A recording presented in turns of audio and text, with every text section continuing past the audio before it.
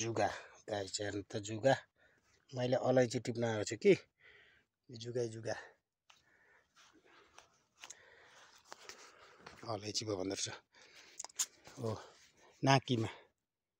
यस्तो हुन्छ नाकीमाको जाङ यो फेदमा फुल्छ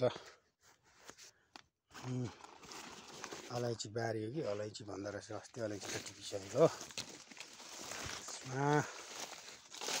अलैँची मसिनो रोपिया छु 2 वर्ष अलैँचीहरू थाप गरेको छु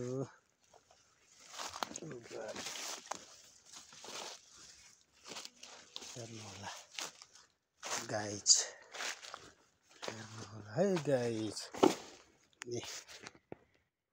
नाकीमा यस्तो झाङ हुन्छ रोपेको मैले अब ठाडो खोला छाँगातिर मात्रै पाउँछ यसरी टिप्ने यो फेदामा हुन्छ कि यसो टिप्ने यो भुटेर खानु हो तरकारी जस्तै हुन्छ कागती जस्तै यति टिपिसकेको छु त्यो बजारतिर सब्जी लाइनतिर बेच्दै गरेको देख्नु पनि भएको होला कोही साथीहरूले चाहिँ अब कस्तो हुन्छ नाकीमा के गरी भुटेर खाने झाङ कस्तो हुन्छ भन्नुहुन्छ कि त्यसैले भिडियो बनाएको मैले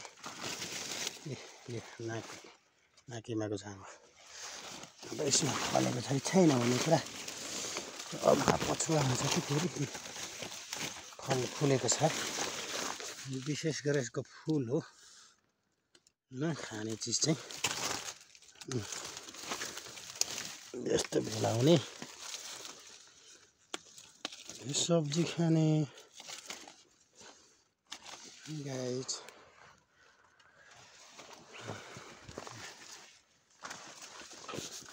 यतातिर